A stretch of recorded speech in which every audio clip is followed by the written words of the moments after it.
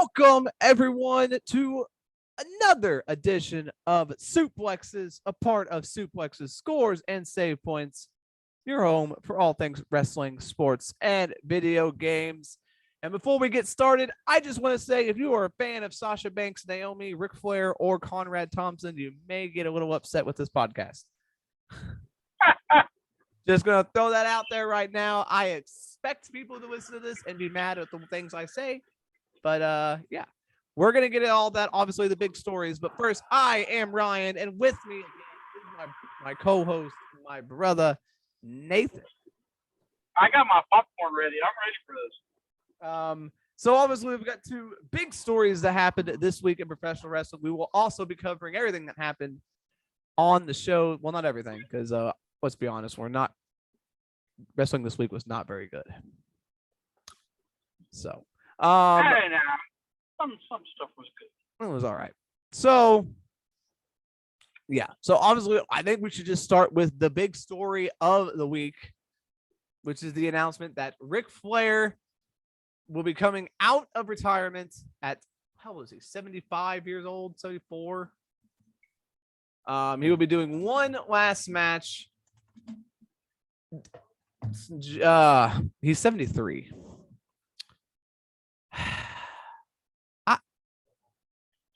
So it'll be July 31st, 2022 at Nashville Fairgrounds.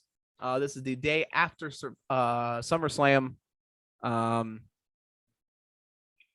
Before we get into what Conrad Thompson said about this, defending it, what are your thoughts on this, Nathan? Do you think this is a good idea? Do you think this is something that should be happening? Or are you concerned? All three. So here's the deal. No, I don't think it should be happening for two reasons. One, he's 73. Nobody wants to see him taking bumps. Nobody wants to see him falling on his face.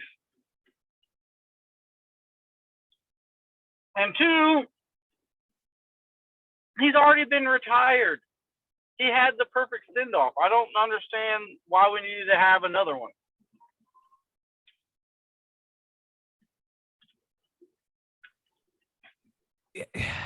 Yeah, so look, I'm going to get into what Conrad Thompson said and why I feel like it was the wrong way for him to address this.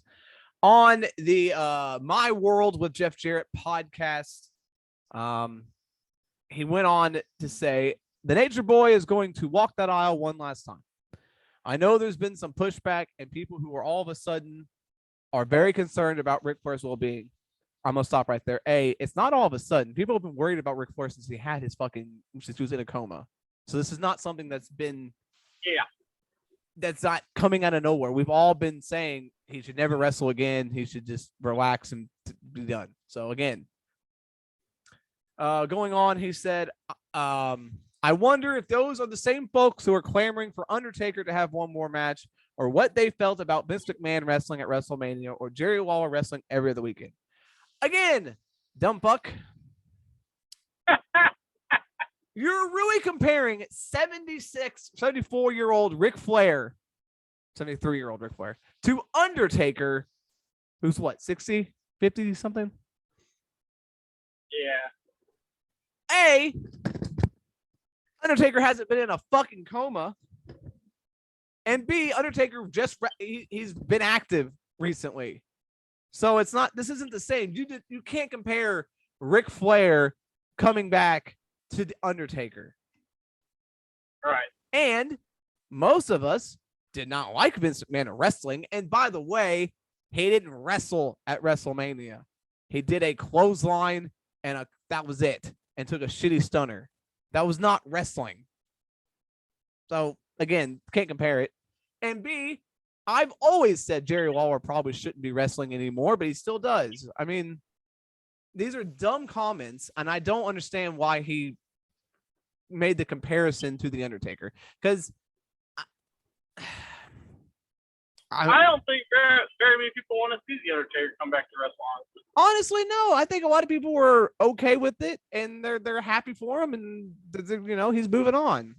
He put his time in, and so yeah. Then he also said something about we never got to say goodbye. Is he forgetting that Ric Flair had the greatest send off he could have? I mean, he had his excluding his TNA run, which was disastrous. He ruined his whole legacy by doing that. He got his last match at WrestleMania against the guy everyone said is second to him, Shawn Michaels. Not everybody, but most people say Ric Flair is number one, Shawn Michaels is number two. At his age during that match, which was in his 60s, he had one of his best matches against Shawn Michaels. Then the next night on Raw, he got a whole tribute to him with the whole roster coming out. What better send-off can you have than that? Doing a shitty triple six-man tag with no one cares about. I mean, come on. I don't get this. I hate this. I think again, I am hoping that Conrad's they're gonna do the right thing. They're gonna keep it safe and not have him go crazy. But it is Ric Flair. The motherfucker's insane. I mean, I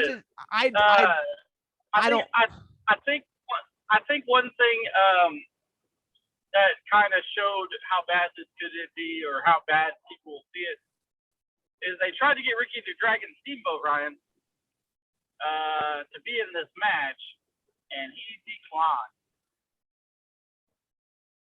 Yeah. Speaking of that, Conrad Thompson did put out a statement talking about Ricky Steamboat's decision. He did an interview with Wrestling Inc. and he said, "There's no way for me to have that conversation with you and not be negative or hurtful or rude, and I am not going to comment on it because I think a lot of Mr. Steamboat and hold him in high regard. I know what really happened, and he knows what really happened, and I am disappointed that he put a statement out before we had an opportunity to put a bow on things. But that's not the whole story, and what the whole story is nobody's business, I suppose." So I don't know. I don't either. I think they probably told him what he was going to be doing in the match. He's like, that's a little too much. No.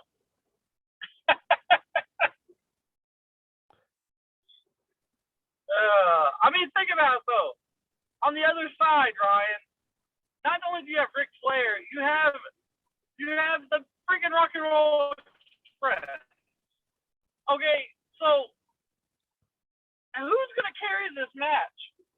Like, it's gonna have to just be FTR just taking everything. Like, this is stupid.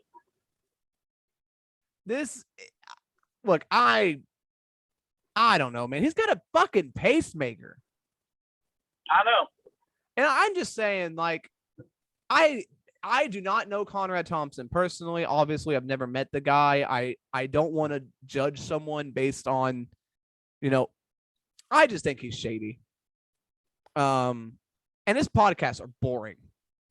I know I'm nothing special here. Our podcast isn't, the end all be all podcast, but Jesus Christ, could he get some excitement in his voice when he's talking? Like, can you have some sort of emotion? I know he's trying to be professional, but he puts me to sleep trying to listen to that motherfucker talk. And I know he's his son-in-law, and I know he probably does care about him, but if he really did care, come on, man. He put out a whole statement saying that he got cleared by his doctor and that he's got cardio and shit and that he's good to go. But man, how is that possible at his age to get cleared with a pacemaker to have a fucking wrestling match? Yeah. I think this thing is a bad idea, and I think for people who we're all not thinking it's a bad idea because we don't want to see Rick, we're just concerned for the man. I mean, he was in a coma like 2 years ago, a year ago, wasn't it last year? Yeah. I mean, that's why people don't want to see this happen. Plus, it's going to be a disaster. I mean, look at any of their older guys that are still wrestling. They can't do anything they used to be able to do. And it's just going to be a bunch of old dudes in the ring doing chops and whatever. I just don't want to see it. I just don't want to see it. Yeah, I agree. This again. Let's get your other big news topic, Ryan. So you're already fired up. I'm already fired up. So here we go. The other news topic. I'm sure if you've lived under a rock and this is the only podcast you listen to, first of all, thank you. Every other podcast and radio show and everybody's had an opinion on this and said their piece. So we got to talk about it too. During the Monday Night Raw tapings, Sasha Banks and Naomi walked out. We don't have the full story. We have secondhand reports from WWE and from people reporting on it. Sasha Banks and Naomi have not put out statements. They have not said a word. So we don't have their side of the story. So all we have is what the official WWE statement was and what people have told other people, insiders. Like what the other people have. So again, this has changed multiple times throughout the week. But the story itself, we've got updates and updates and updates and updates. So it's changed a lot. But essentially what I think happened was they advertised a 6-pack challenge to main event Raw. It was going to be Sasha, Naomi, Becky Lynch, Asuka, Doudrop, and Nikki ASH. The early reports were that Naomi was going to pin Sasha, but that has been, I think, rebutted and said that Naomi was going to pin Nikki. This was going to lead to Sasha and Naomi getting a title shot at Bianca at Hell in a Cell, and then reportedly Sasha was going to move on to SmackDown to feud with Ronda Rousey. Apparently, they didn't like that. Apparently, they went into John Laurinaitis' office and Vince McMahon's office, and they had words, and they apparently were not happy with the direction. I guess they wanted to defend the tag team titles. I'm not 100% sure. I think from other reports that we've also read, a lot of people are saying that after because they're supposed to lose, obviously, they're not going to win the heavyweight or the singles. And they were both to lose, and after they lost, I think the creative after that is what they were upset about, because apparently a lot of reports were saying that they were not going to feature the tag team titles for a while, and they were both going to be putting over other people for a while, and yeah, it's weird stuff. So yeah, we don't know all the details, obviously, but we know that much. So here's my thing. And apparently also they've said they felt disrespected as tag team champions, apparently. Here's the thing. And I'm 100% expecting if this does get out and people listen to this, a shit show of Sasha Banks supporters coming at me, and I will gladly take them on, and I will gladly take that. But you mean to tell me that a world championship match, because let's remember, Roman Reigns has not been on the show. Like he's not really wrestling. He's not really the focus of the shows right now. So you mean to tell me that basically the main event of SmackDown and Raw every week was not enough for you to stay? You mean to tell me that you think, I don't know why they're upset. I get they're upset. They're tag team champions. But you mean to tell me that they turned down championship opportunities, probably close to main event of Hell in a Cell? Not the main event, but high on the card. They'll probably main eventing Raw every week. They'll be main eventing SmackDown every week. That's not enough for them? I don't fucking get it. I don't understand it. And I guess if, yes, they were going to start losing afterwards, maybe I can understand it. But to me, it makes no goddamn sense. This is... Yeah, I mean, from the reports, I don't think they put over people all the time. That's Naomi's job, basically, in this company, is to put people over. And so I don't think that they were really upset that they were going to have to put people over after they lost these championship matches. Yeah, I think they were upset that the tag team titles are going to be an afterthought. So, in an update to this story, Dave Meltzer has reported that supposedly Naomi's contract is up very soon. So is Sasha. So is Sasha. So is this them trying to just get a new contract? This is the hell, man. This is a hell of a way to make WWE have faith in you as a fucking performer by walking out. Here's the thing. I completely understand standing up for yourself. I completely understand going into Vince and telling him, I want more opportunities. I want this. I want this. But leaving in the middle of the show is so unprofessional and the worst way to go about doing this. Yeah, I agree. He didn't leave middle of the show. He just told him, I'm leaving. And Toni Storm, I had the same reaction to Toni Storm. You know, she left, fucking got a plane ticket and left. So unprofessional. If you've got a problem, I understand it. But you're in a business. If I walked out of my job, yet tomorrow, if I just said, fuck it, mid my shift, walked out, guess what? They're going to fire my ass. I'm not going to have a job anymore. They're not going to leverage with me and be like, oh, what do you want? No, they're just going to fire me. That's unprofessional. That's not the way you do things. Austin walked out, and you know, they WWE put out this statement, which we'll get to, about their side of the story. And everyone's like, oh, they never do this. They don't put out these statements. Bullshit. Vince McMahon went out on the middle of a Monday Night Raw broadcast and fucking laid into Stone Cold Steve Austin for leaving. I know a lot of people are yelling and probably don't remember that, but he basically ripped Stone Cold a new one for walking out in the middle of the show. So they have precedents for doing this. They've done this before with people who walked out because it's unprofessional and it's not how you should handle things. I'm sorry. I know people are standing with them and saying, stand up for what's right. And you know, you deserve better. And maybe they do, but they were fucking tag team champions. I mean, I don't understand why people are so, like, you know what I mean? Why they feel like they haven't been booked right. They're champions. Yeah. This whole thing is I don't know if we'll ever find out what those plans were for them after those matches. I don't know if that's ever going to come out, so it'll be hard to say.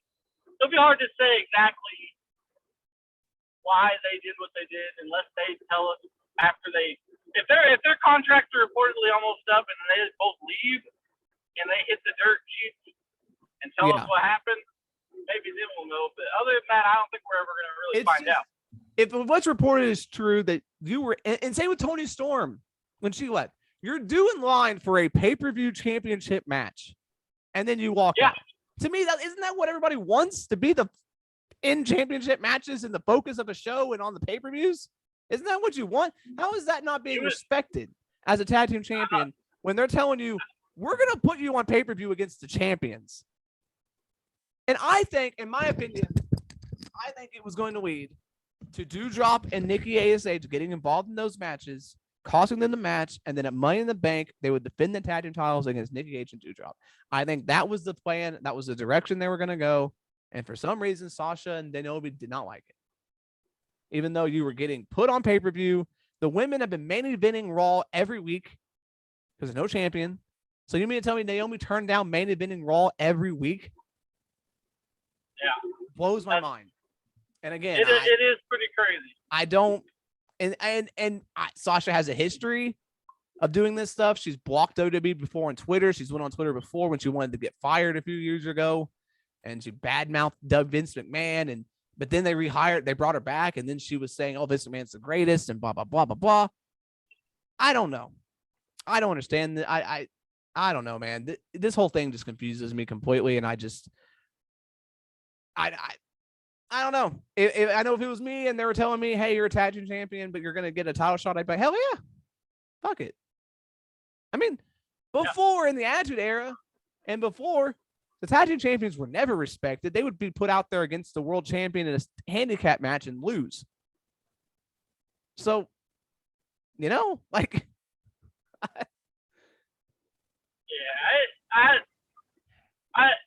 Like I said, we don't know what the plans were, why they're so upset. But it's pretty crazy.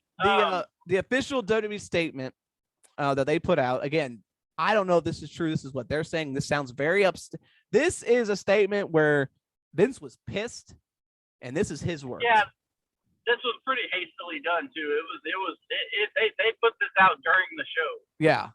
So this is what it says. When Sasha Banks and Naomi arrived at the arena this afternoon, They were informed of their participation in the main event of tonight's Monday Night Raw.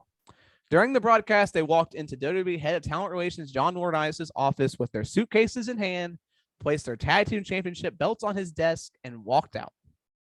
They claimed they weren't respected enough as tag team champions. And even though they had 8 hours to rehearse and construct their match, they claimed they were uncomfortable in the ring with 2 of their opponents, even though they'd had matches with those individuals in the past with no consequence. Monday Night Raw is a scripted live TV show whose characters are expected to perform the requirements of their contract. We regret we were unable to deliver as advertised tonight's main event.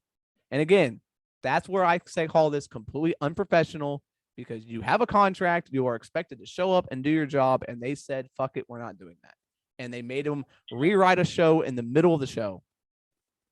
And you could tell it was all just go out there and say something about this, go out there and do this. And Asuka and Becky did their best to have a match, but it didn't work out because they weren't expecting to have a singles match. Yeah. So they didn't just completely, they ruined the show. This wasn't on them. They affected their coworkers. They affected everybody involved. So again, I don't hate Sasha Banks, but right now I'm like, I don't know. So speaking of Raw, Ryan, what about the rest of Raw? Was it any good for you? We had another decent Riddle match. He's turning into the workhorse of WWE. Yeah, he's got good matches every. They started to show off with a cage match between Omos and Lashley. This ending confused me. So it was 2 big men in a cage. Can't expect much out of it, right? It's gonna be what it is. But Omos slams Lashley through the cage, and Lashley's laying on the cage. Now, Omos just stands there. He didn't know what to do, and Lashley gets up and walks to the floor, and he wins. So, shouldn't have Omos just got out of the cage? Well, not only that, it took too long. Like, it'd been different if it just was pretty short, but he sat there for a while. Yeah. So, yeah, I don't know. Made him look like a dum-dum. Cody challenged Seth Rollins to a match inside Hell in a Cell. Rhodes accepted. So, I guess, or Rollins accepted. So I guess we're gonna, match number 3 inside Hell in a Cell. The AJ Bauer and Judgment Day feud continued. Liv Morgan has now joined Styles and Finn to even the odds. So there you go. And they beat Los Lotharios, who were SmackDown team, but apparently they're on Raw now because I guess that shit don't matter anymore at all. Yeah, what the hell is up with that? Alexa Bliss beat Sonya again. And that's about it. Mustafa Ali is in a feud with 4 different people at one time, apparently. Yeah, and if I remember, isn't Sonya Deville a SmackDown person too? Well, she's now not no longer an official, so I don't know anymore. Yeah, but wasn't she on SmackDown when she was wrestling? Well, she got fired. Remember? It was lose or leave, so I guess she came back to Raw. I don't know, Nathan. But apparently, Mustafa's in a feud with Miz, Theory, and Ciampa all at the same time, and now Veer Mahan, I guess. Yeah. Throw them all in there, Jesus Christ. Raw was not great. No, it was not great. It was not great, but obviously, again, chaos was ensuing during this show, and no one knew what was going on, and the announcers didn't know what was going on, and you had Corey Graves shit on Banks and Sasha, or saying Banks and Naomi, saying they unprofessionally walked out. Again, back to that, though, there are people saying it's a work. Road Dogg and Bully Ray have been on their podcasts and the radio shows and saying that they think it's a work, but I can't see this being a work. And the only way it would be a work is if it's a way for Naomi to join the bloodline, because she basically says Sasha manipulated me into leaving, and I got blah blah blah. But it's just like, if this is a work, this is like a huge thing that WWE's trying to pull here.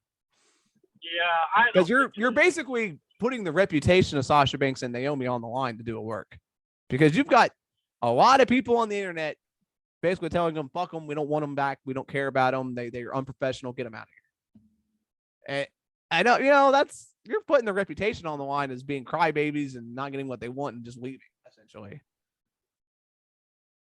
So I don't know. Yeah, that's not good. Doesn't seem like the best way to go about doing a storyline like this if it's a storyline. So I don't think it's. I think this is real. I feel like this is real. Again, we'll see what happens. I don't know if they're going to get re-signed now. I mean, they might. They might freeze their contracts. They could. Which means they could sit for a while. So yeah. Who knows? So what about NXT, Ryan? Was it any better than Raw? I didn't hate this show. Some of the women's matches were something. Yeah. This show was not terrible. We had a tag team match. Wrestled. I guess you could say that was wrestling. She certainly was in a ring with ropes, and doing stuff. Yeah, this.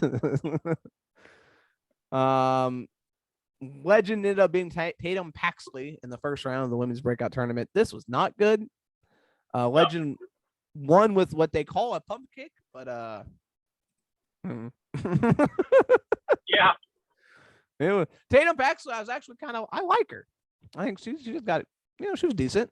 She was good, but she was working with Lash Legend, so she needs a different name because that is not a name. You don't like the name Tatum Paxley? Neither one of those are real names. Cameron Grimes and Solo Sikoa defeated Carmelo Hayes and Trick Williams in a tag team match. That was kind of, I guess I don't know if this was supposed to happen or it just kind of happened because they all just kind of came out. So yeah. But it was a decent match. Good way to kick off the show. We had Joe Gacy cutting more of his weird ass promos. I don't think they know what they want him to be. So he challenged him to a match at In Your House, which is their next, I guess, pay-per-view. It's actually going to be a pay-per-view event or premium live event. Gacy challenged him to a match where if Braun gets disqualified, he loses the title. So this blood feud, that is so crazy that they're going to have a match. Just a match. Yeah, you would think it would have had a little bit But is this going to be a match where is it a match where Joe Gacy can do what he wants and Breaker? But is it just a normal match? I don't know. They didn't really specify. Because Gacy said that they did not. I don't know. So I don't know. But anyway, yeah. So if Braun gets disqualified, he's going to lose the title. So again, they're just going to do a match when they should have like a street fight or last man standing or something like that. But no, just a match. I'm surprised you said last man standing, Ryan. I know how much you love those matches. Well, I hate those matches because they're being overdone lately, but this kind of warrants it. The fucking Braun Breaker wants to kill him. I mean, Yeah. Also on this show, also on this show, we had a Diamond Mine. They took on the War Raiders again, Ryan, and this time they got beat. So the Viking Raiders got the win, and welcome to 50-50 booking, Creed brothers. Yeah. It was a good match. It was kind of just like the other one. A lot of throws and a lot of punches. And this one. But it wasn't as good. This one. Oh, you got muted.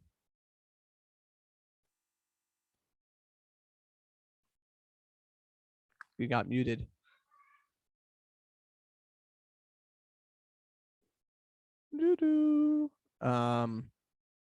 Yeah, Nathan got muted. So, yeah, this one wasn't as good. There was one spot in this match where one of the Creed brothers went up top. I don't know which one it was. It was one of them. And he did his cannonball dive off the top to everybody on the floor. And they kind of missed him. And he went like legs first in a cannonball position onto the ground. And it looked like he destroyed his knees and just fucked his knees up. That was nasty. But yes, the Viking Raiders win. I don't know where this heads. They got into it with Roderick Strong at one point. So.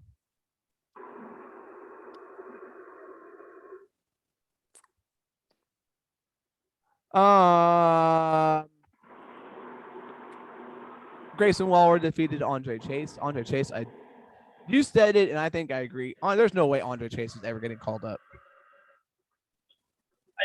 I don't see that. If he does, he's just gonna be a manager. There's no way he's ever going. The other women's breakout tournament, we had Roxanne Perez taking on Kiana James. Kiana James' gimmick or character is she's smart, apparently. But she got beat. She got beat. She said she's yes. So Roxanne Perez moves on. I like Roxanne. Roxy, whatever you want to call her. I like her. I think she's got potential. She's super young, so whatever. Nathan Frazier and Wes Lee had a match that was interrupted by Von Wagner, and I don't know who won this one because they didn't really say.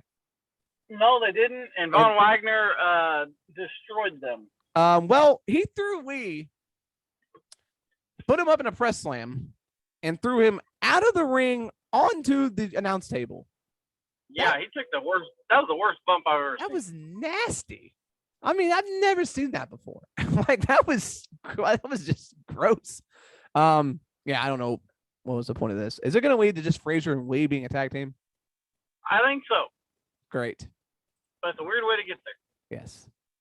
They ran into Songa afterward, and I don't know what Songa's new character is.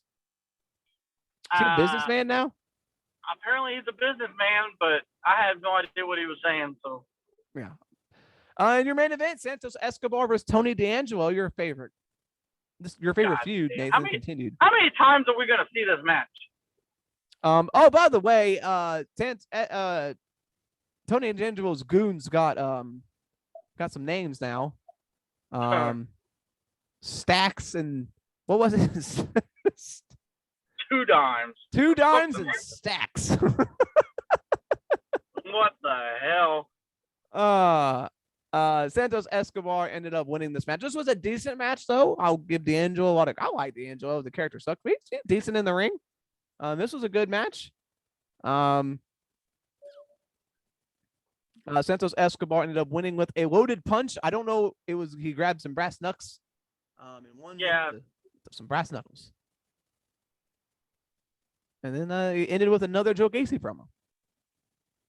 Yeah, it was even weirder than all the others. So yeah, he basically said that he knows Braun Breaker's every move, and he knows he can get that uncontrollable rage out of him, and that's how he's going to make sure he loses the title. So that whole match is basically going to be Joe Gacy doing everything in his power to get Braun Breaker to break the rules.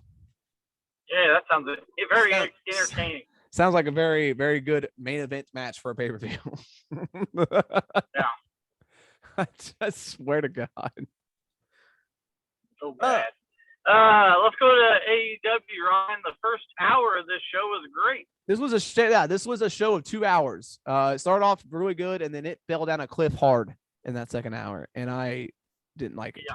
So we started off with the Owen Hart Foundation first round match, Samoa Joe versus the Joker. Who could it be? Plenty of names out there. Johnny Gargano, Cesaro, Chris Hero. You never know who it could have been. It was Johnny Elite. Yeah, I liked it. I mean, a lot of people were upset because they were hoping it was going to be somebody that was going to stick around, But Samoa Joe, I guess they could have had one of those interference type things, but they don't really do that in AEW. Yeah. So Joe was probably going to win this match, and it was a good person to bring in to get beat. There were a couple spots here that Johnny missed. He went for some diving, flipping. Yeah, it was a sideways dive that he did to the floor, and Joe wasn't really there. Kind of just crashed straight down. Then he went for a 450 where Joe was all the way across the ring, and he didn't make it. He made knees first and then kind of fell into him. Didn't look very good there. But Joe won with the Muscle Buster. Afterwards, Sanjay Dutt and Jay Lethal run down to beat down Joe. But then Christian and Jurassic Express make the save for whatever reason. Yeah, I don't know why they came out. And there you The Hardy Boys and the Young Bucks got into it backstage, so here we go. Might as well. Yeah. Need to do it eventually. Jeff Hardy has about 3 matches left, so we might as well do it sometime. Next match, Hangman Adam Page with Konosuke Takeshita. What did you just say? CM Punk was on commentary for this match, and Hangman's apparently a heel now. Kind of turned heel last week, and I guess he's just fuck it. I guess I don't know what the hell, man. He might be a heel until this the title match is over. Maybe. This was decent, really good match. The more I see of Takesha, I think is his actual name. The more I see of him, the more I see of him, the more I actually like him. But again, he hasn't won a match yet, so on TV. Hangman hits the buckshot and then hits him with the go to sleep while staring straight at CM Punk. Right. And then they just got into each other's face, and then nothing happened. Yeah, it was a really, really good match. Really good match. Very good. The Joe match, like I said, I liked it too. We also had the announcement that apparently we had a match, but it was a squash match with Lee and Swerve beat Anthony Henry and JD Drake. I don't know who Easily, Anthony handily, that's the way it should have been done. Yeah. Very good. And then afterwards we got the announcement they're going after the tag titles, Ryan, but Christian basically said, no, we're gonna have you go after them, but also we're gonna have Team Taz. So holy shit. So Christian can just make matches, I guess. Apparently, and I'm telling you, he's getting old Jungle Boy into all kinds of trouble here, because he also said on Rampage that he wants Jungle Boy to take on Swerve. So yeah, good job, Christian. Just feed him to the wolves. Yeah, so we got on the mic after this and said they were a top 5 ranked teams, and then Ricky Starks and Hobbs came out and talked to them, and then they both said they needed tag team title matches, and then like you said, I think this is a slow burn for Christian to turn heel, and turn on Jungle Boy. Could happen during this match. You never know. It could. It could. But yeah, like I said, he keeps getting Jungle Boy in some shit. Yeah. Then we had a Chris Statlander and Red Velvet interview. This was not good. Neither one of these women should ever talk. No. That was bad. And then we had the MJF Sean Spears Wardlow segment where he whipped him with the belt. This wasn't horrible because it didn't last that long. Yeah. It was actually pretty good. He whipped him, and then he got and Wardlow was no selling all of it, so MJF just went ape shit on him, losing his mind, and Sean Spears had to calm him down. And Sean Spears laid in the shots with the belt. And then right before the last one, MJF kicks him in the nuts. And then choking him with the belt, MJF hit him with the ring in the jaw, and then Sean Spears hit a Death Valley driver. MJF count the pin. This is leading to them having a cage match, Sean Spears and Wardlow, next week on Dynamite. All right. I like this. Kyle O'Reilly and Ray, before that, Roppongi Vice cut a promo, and they said they're basically coming for every tag team champions.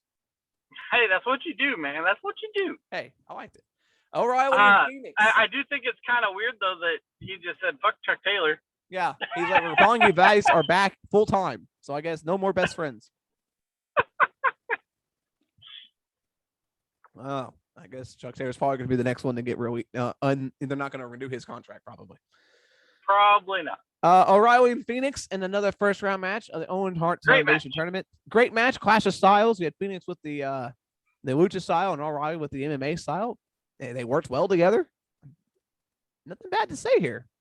I didn't know who was going to win this one. Yeah. But O'Reilly did win with a cross arm bar, so O'Reilly moves on and heading to a potential O'Reilly Adam Cole showdown. I don't think that's going to happen. Then it went downhill, folks. Yeah. Because we had the never-ending Jericho Appreciation Society and BCCBB, whatever, Blackpool Combat Club segment. This went on forever. It literally went on like 20 minutes. It's just insane. And all it was them just stumbling over words. So it was bad. It ended with Jericho saying they were going to do another Stadium Stampede, and then Moxley cut him off and said, "We're not doing that shit." And then basically challenged him to just a 10-man fight, essentially.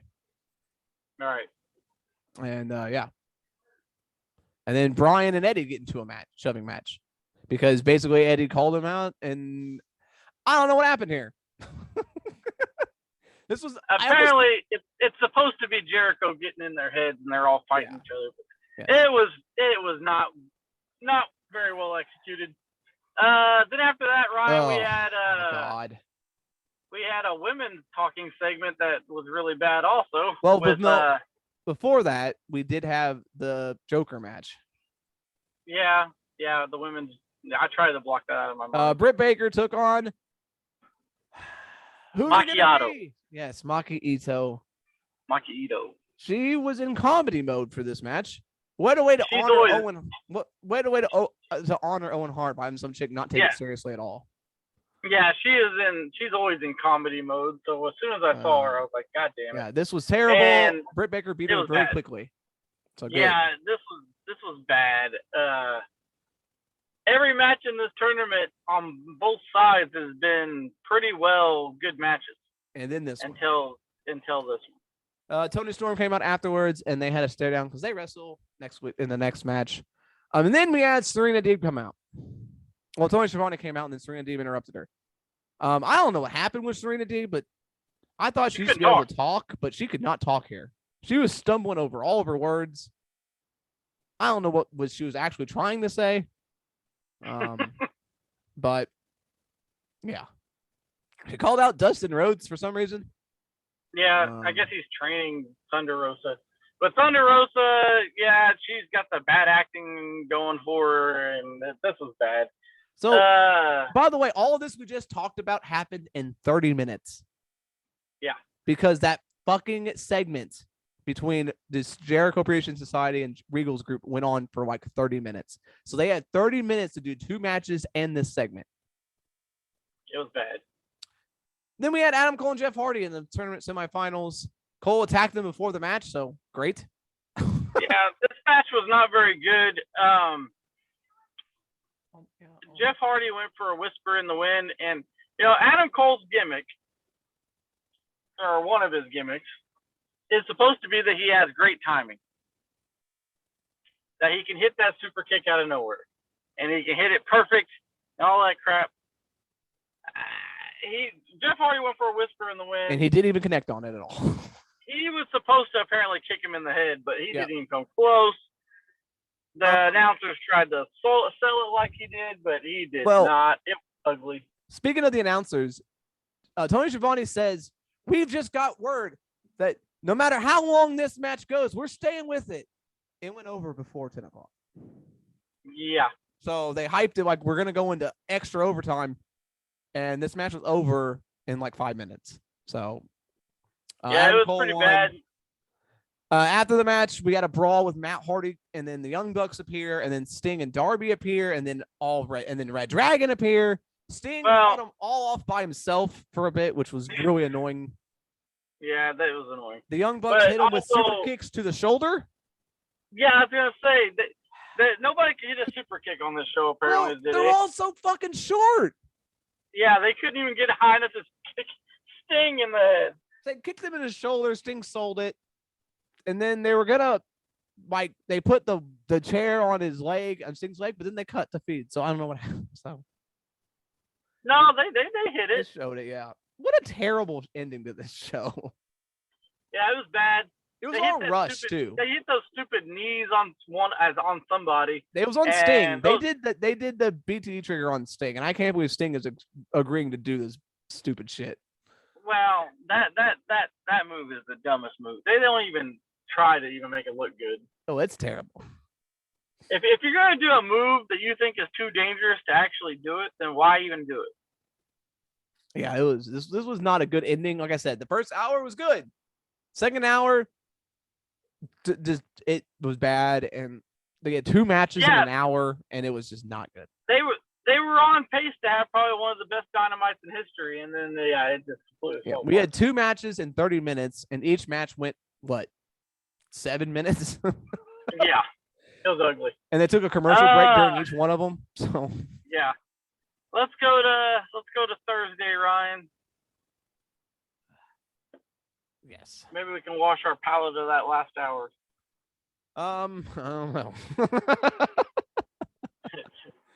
We had a dog collar match on NXT UK. But first, we start things off with the women's tag team match: Zaya Brookside and Eliza Alexander versus Amal and Angel Hayes. It's a porn star. With Zaya and Eliza getting the win. Is Zaya getting pushed here? Is she going to be the next challenger for the women's title? I mean, she should. She's been there. She's been there the whole time. She's been winning a lot lately, and she's a heel now. So they cheated to win. Dave Mastiff and Jack Stars took on Dai Familia. With which Rohan Raja and Teoman. When Dai Familia wins at the Teoman Pin Stars. Thank God. Kenny Williams defeated Josh Morrell.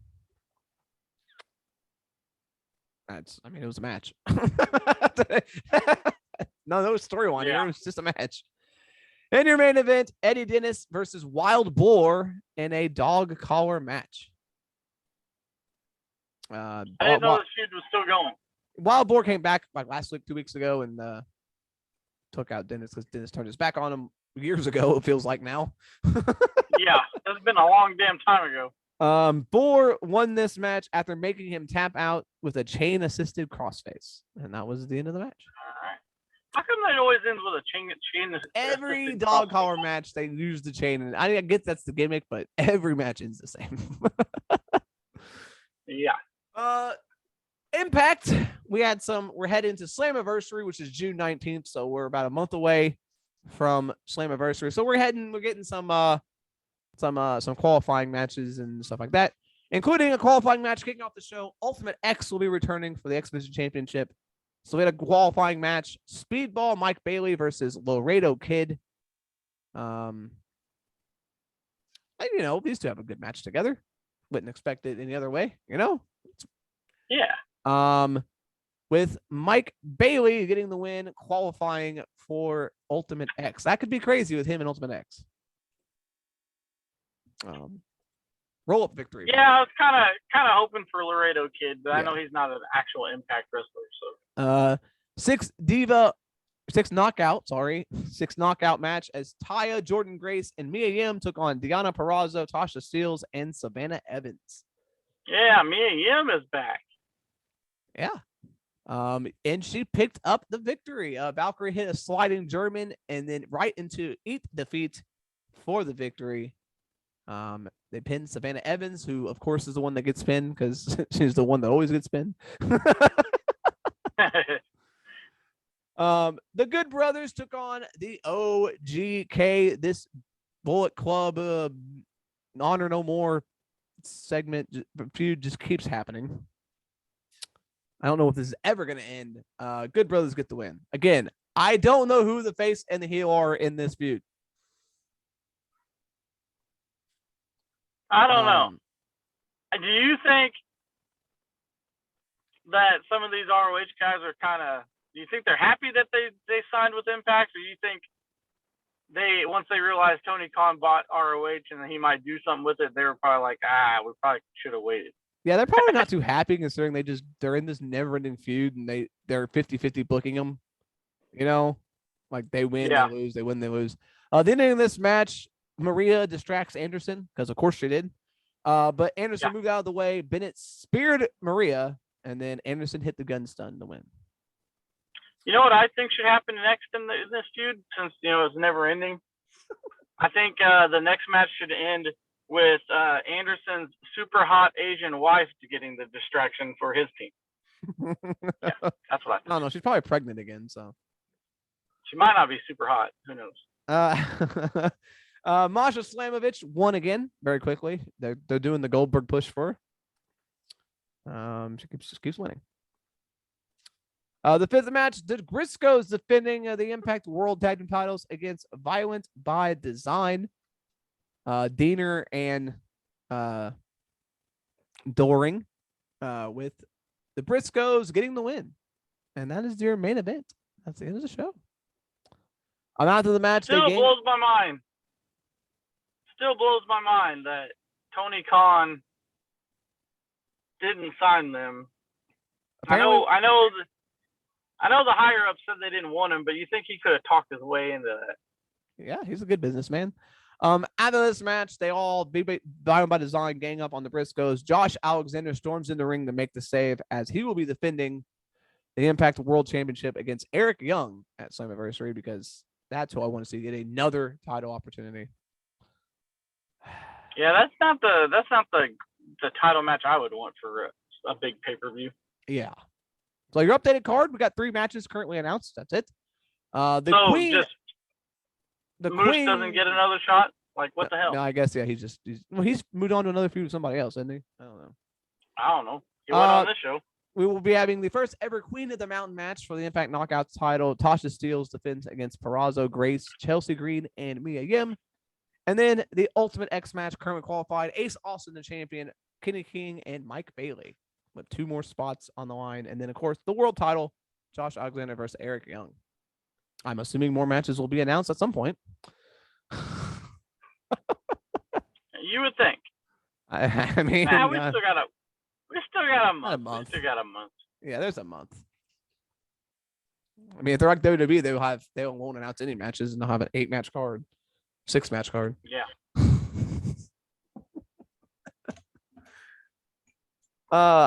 Yes, wrestling is insane. Real quickly, Stephanie McMahon is taking a leave of absence from WWE. Yeah. She said it's 100%. Rumors are it's 100% her call. She's not, this isn't like her being forced out. She's going to spend more time with her family. I'm assuming her and Triple H are just going to take a break from the hustle and bustle of the wrestling business. Well deserved, I would assume. Yeah, good for them. And she's probably, she has a lot on her plate, I would assume, every day. Yeah. They don't really need her, I don't think, anymore right now. Maybe this Sasha thing pushed her over the edge. Yeah, maybe this was it. Yeah, that's the other big news this weekend. I don't know. Anything else? No, that's all I got. Yeah. So that's gonna do it. When's Forbidden Door? I think it's after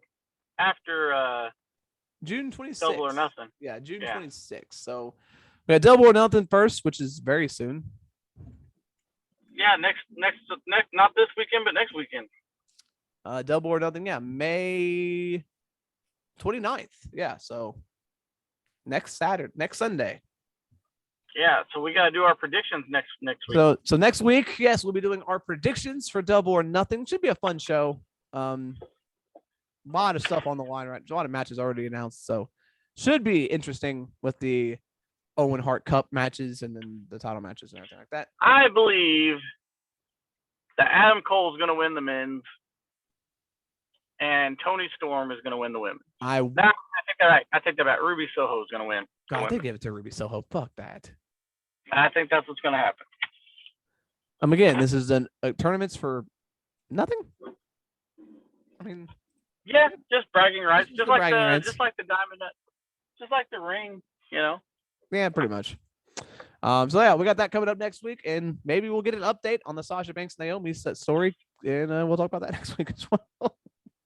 Yeah, that's why I think Soho and Cole are going to win them, because then they can say they've won something, but they are not going to get their hands on the titles anytime soon. So, just saying. Yeah, I mean, very, very possible. Kind of how MJF has that ring. He can always say he has that, but he's never won a belt. That's his thing. Yeah. Yeah, it should be a fun show. A Double or Nothing, and then after that we'll have Hell in a Cell. I think the next week after that. So, I actually don't know when Hell in a Cell is. June 5th. Yeah, so it'll be the next week after that. Back-to-back pay-per-view predictions, Nathan. Woo! So, all right, that's going to wrap this thing up. Appreciate you listening. Again, we didn't go too in-depth on the shows, a lot of them, because we had Oh, damn it. We had my rant at the beginning of the show. Again, if you listen to this, let me know you listen to this. If you disagree with what I've said or what we've said on this podcast, go ahead and hit me up. I would welcome to have a normal, nice conversation with people about Sasha, Naomi, Ric Flair, whoever. I enjoy that. Also, if you're listening to this on Saturday, check the replay of the trivia show again. I will be on there again defending my championship. So check that out. See if I can win. Check out the website, sssspod.com, for all the latest updates, blogs, everything like that. Check Twitter, Instagram, and TikTok at SabraiENT for all the latest and what I'm up to. Short videos on TikTok, tweets on Twitter, pictures on Instagram. You know the deal.